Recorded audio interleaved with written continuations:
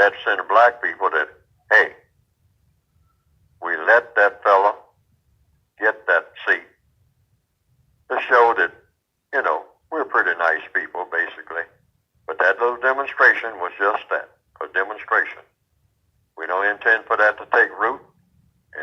We don't intend for you people to get any ideas that racism is not the basis for what we believe in. Because it is.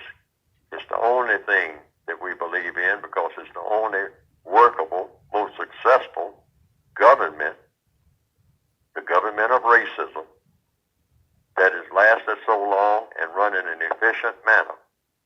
Now, we will, tip our hats to you people every now and then and let you find a little opening here where you can demonstrate to us that we have done a pretty good job of raising you. The D is silent. But don't get carried away. Don't think that you're qualified to tell white people what to do, because you're not. Because we taught you, you didn't teach us. Fella, just shut up. What did he keep telling the empty chair? Shut up. Yes. Don't say anything else. You talk too much anyway. You've had your say. We've let you come.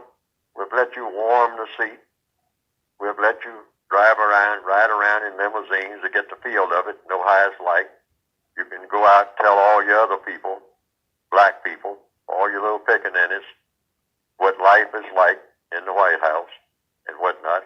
Now, get back to the plantation where you belong. We have always given our Negroes watermelon day out of 1 year on the plantation. We used to do that. Let all the people from the slave shacks come up and throw watermelon rinds all over the tailored lawns of the big house. It would be, we're just going to extend it a little further, because one thing, we want to do a whole bunch of damage, mainly put hits on people, mostly black people, on his watch, so that history will record. What was that black president known for? Well, he really didn't do anything about money. He didn't hardly have any competence about getting anything done, but he helped us to kill a lot of people. That would be the record. I think that's the aim of the white supremacists for Mr. Obama's record. Oh, yeah, well, now, when it came to putting hits on people, in fact, we can always use them to do some droning now. Hey, if you want to be a successful black person, we got some droning we want you to do. We got some people we think ought to be dead, but we don't want to have a record of killing people ourselves all the time. We want black people to be known to be excellent hitmen. So, a non-white person, they say, well, President Obama, he is clearly a non-white person. There is a white person who is working at Wendy's, making minimum wage, struggling. You are not going to tell me that President Obama is inferior to that white person, that President Obama is less than that white person working at Wendy's. What would you say to that? I would say he's still under the system of white supremacy, and is a white supremacist, according to Mr. Obama himself. He wouldn't have that job. You're saying if it was not for the white people who practice racism, white supremacy, Mr. President Obama would not be in the White House? If any black person who forgets that is forgetting a very important fundamental. He couldn't even been running. His name would have not been known. He wouldn't have had a white mother in Kansas who could teach him anything if the white supremacists had not agreed to that.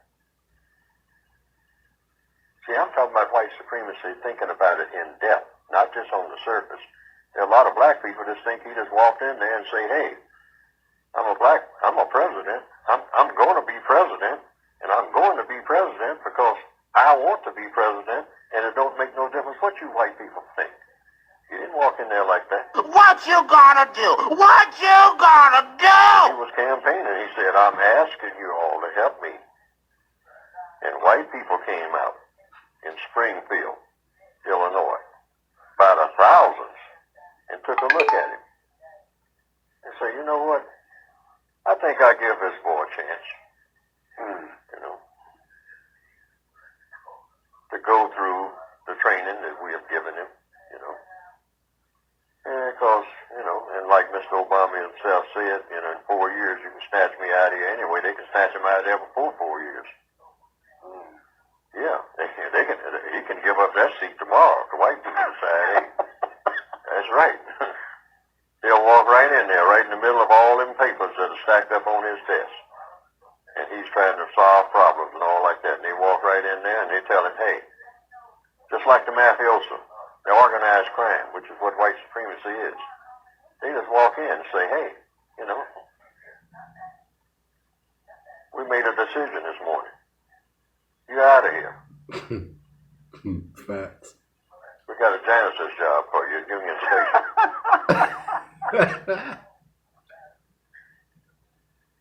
And that's where he will be.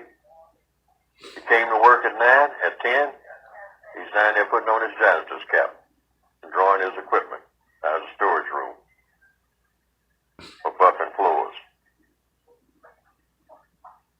First black president. Photograph of it. You know how Mr. Obama looks. Yes, sir. He can look the same way, smiling, behind a broom, in Union Station in Springfield, Illinois, or whatever the train station is there. Say, how did you go from president to here? White people decided it.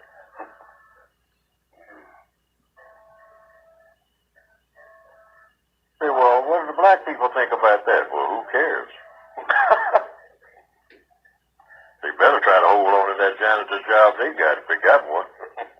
You want to do something, bitch ass knuckle? Then bitch ass knuckle.